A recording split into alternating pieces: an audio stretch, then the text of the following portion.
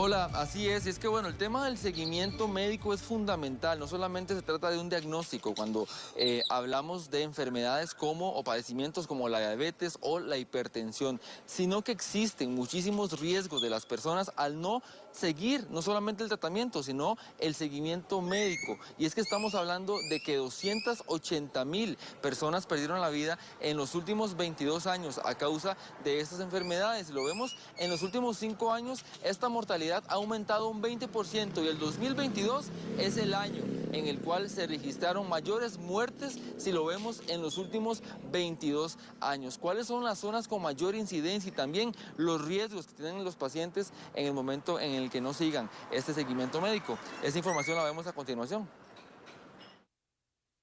Entre el 2000 y el 2022, 280,599 personas fallecieron a causa de 7 enfermedades crónicas no transmisibles, como lo son el cáncer, la diabetes, enfermedades cardiovasculares y pulmonares, así como la enfermedad renal crónica.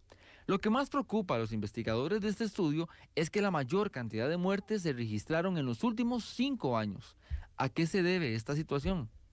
Por ejemplo, el aumento de la obesidad, del sobrepeso en Costa Rica es alarmante. Ya nosotros lo hemos estudiado en otros artículos y en otras publicaciones, cómo ha ido incrementándose las personas con sobrepeso, especialmente en las mujeres. Esto es un factor de riesgo que hay que corregirlo a como dé lugar, porque Costa Rica, inclusive en los niños, tiene una de las tasas más altas de sobrepeso y obesidad en América Latina. El 33% de estas muertes por enfermedades crónicas en el mundo ocurren a consecuencia del corazón y un 7% por enfermedades respiratorias. Pero existe una cultura de seguimiento médico cuando un paciente es diagnosticado con una enfermedad crónica. Le puede dar a uno un derrame, o le puede dar un infarto, no sé, algo así. Se le puede bajar el azúcar y cae, se desmaya. Porque yo la padezco y yo siempre ando en orden con las recetas y todas las citas.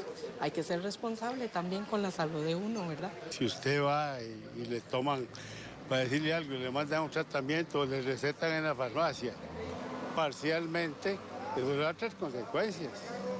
El seguimiento en cualquier enfermedad, crónica o no crónica, es muy importante. Se lleva un patatús de un momento a otro y no va, saca el triángulo y parquea. ¿Y qué opina sobre el tema de darse el seguimiento en el centro de salud? Bueno,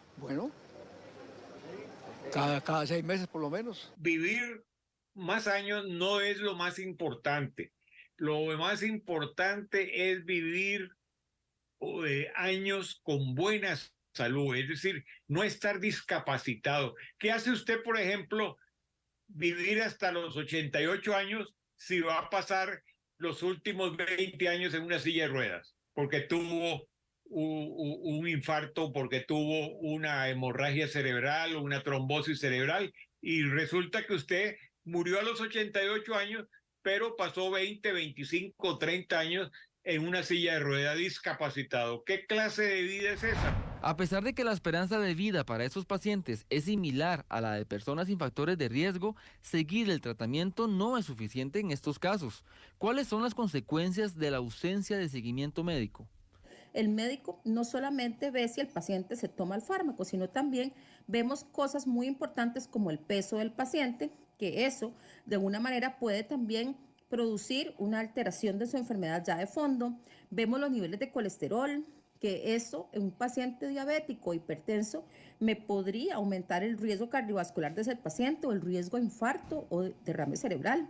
También es muy importante vigilar la salud renal de ese paciente, porque la enfermedad renal en nuestro país se está diagnosticando de una forma muy tardía. Y es muy importante que el médico de atención primaria, el médico de familia, inicie con el diagnóstico de daño temprano al riñón, sobre todo en paciente diabético, en paciente hipertenso. Según los expertos, la mayoría de estos fallecimientos ni siquiera responden a padecimientos en sí, sino a factores de riesgo como la obesidad, malos hábitos alimenticios o hábitos como el tabaquismo o el alcoholismo, enemigos que realmente acortan su vida en estos casos. Le informó Bernie Jiménez, Noticias Telediario.